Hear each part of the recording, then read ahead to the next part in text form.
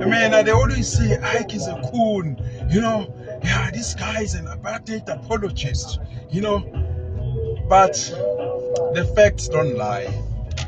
All industries, Department of Health, sports, infrastructure, businesses, we produce black businesses, ours during apartheid, soccer teams, athletes, doctors, teachers, engineers, tech. Guys, so lately, Iyke Khumalo has actually been having a certain kind of nostalgia for the kind of South Africa he saw during the apartheid era and the South Africa he's seeing now. And this is actually in light of the fact that, I was listening to an analyst, Swana, this morning on President Ramaphosa's push recently for the leaders in Johannesburg to try to salvage the city, and that the city has been breaking down and all that. And this analyst, Swana, actually made me laugh. He said that to really repair Johannesburg, to need a divine intervention and prayers. Because that was really, he actually thinks that Johannesburg is so damaged, like really. And so when I try to put these things in context to what Iyke Khumalo actually analyzes when he speaks about, there are things he says that, it actually boggles my mind, especially when you listen to the critique of the apartheid regime. It's really vociferous. South Africa had to really come to a standstill in the wake of sanctions and all that. But then that there are some black people who actually saw the South Africa then and the South Africa now speaking. This is ethnographic kind of like work. You have to really be able to understand and put things in place and be able to analyze and see the loopholes here and there. What really are these guys saying? What really is missing? Is there something wrong with the ANC leadership? I know that has been, I've seen your comments a lot. I've seen your comments a lot on this channel, and I don't really need to ask that question. But from Iyke Khumalo's perspective, when he paints the picture of South Africa during this time, it's forcing me to really slowly now try to really think, about, that nostalgia, that dream, of the past he's actually seen in South Africa and what he sees today. And some of the points he actually raises in this video, really powerful video as well. First of all, he says that he hates BEE, that BEE wasn't really meant for black people.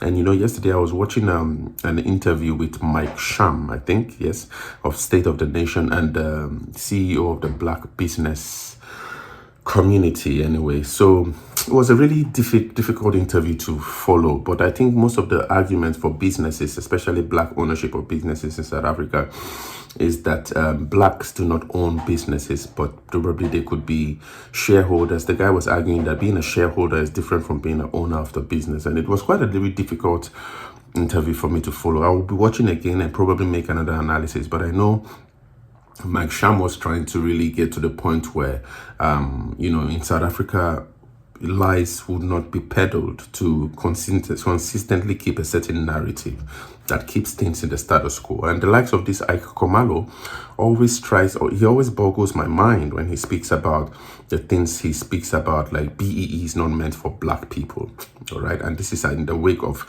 BEE being pushed as a black instrument, all right, for survival and for redress, that kind of thing.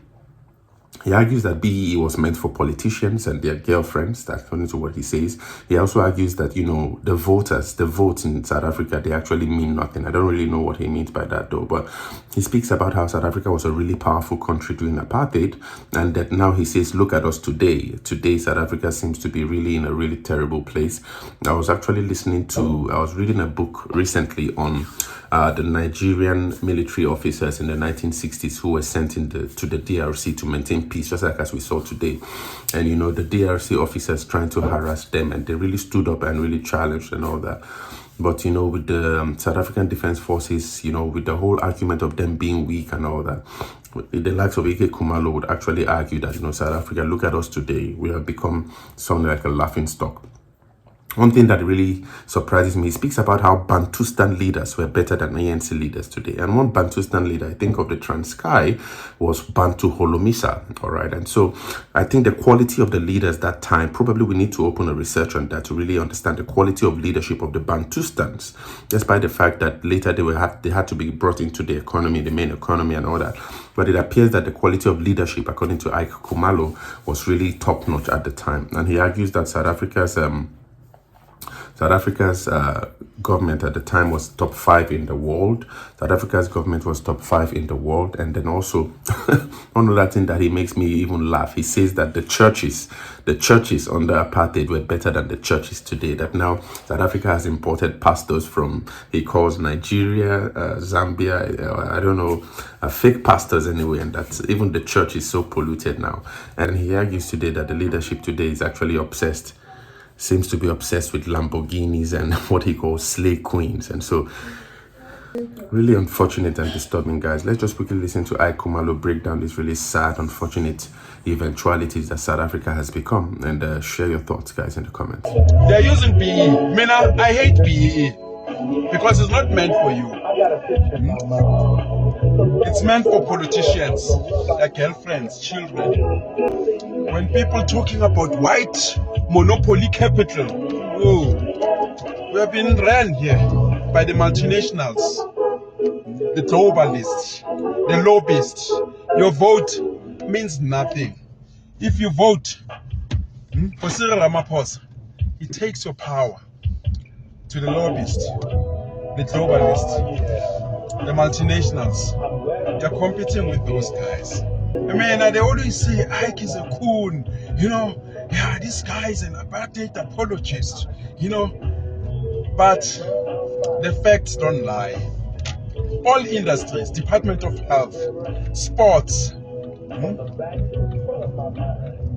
infrastructure, businesses, we produce black businesses, ours during apartheid, soccer teams, athletes, doctors, teachers, engineers, technicians. During apartheid, they closed all the colleges. Go there for free of charge. The houses were better during apartheid. The infrastructure, the rail infrastructure, the railway, the buses, there were people owning hardcore-sized buses, darkies, abo fish and chips, dairy, all those things that white people had, we had. We produced superstars during apartheid. Bo Magel, Bo Chomosono, Bo Kaiser. Who's playing? Bo Liverpool. Produce Bo Kalamazoo during apartheid. People used to come to Paraguana during apartheid from England to train. Double-deck highway today can rain for 2 days or 10 days, 40 days and 40 nights. You'll be told that you must use the water sparingly 10 days later because there's no drainage system. You used to have drainage system taking water to the dams. They're not building dams. Water shortage. Infrastructure that was built during apartheid. I'm talking about areas that were under apartheid. I know you're going to say, not everyone had apartheid. In the rural areas, yeah, you're governed by your own black people. Your black Bantustan leaders, traditional leaders. And I believe they also did better than these guys that you have installed now. But I can tell you, apartheid government, we're in the top 5 strongest armies, supplying Israel, supplying Saddam Hussein during apartheid terminations. They've broken down Tinel. I mean, in all sectors. Even our churches were better during apartheid. They've allowed Nigerians, Abu Jacob Zuma, they've allowed all these foreigners to come in here. Fake pastors with Nabu Kik and Poboza. Because in Nigeria,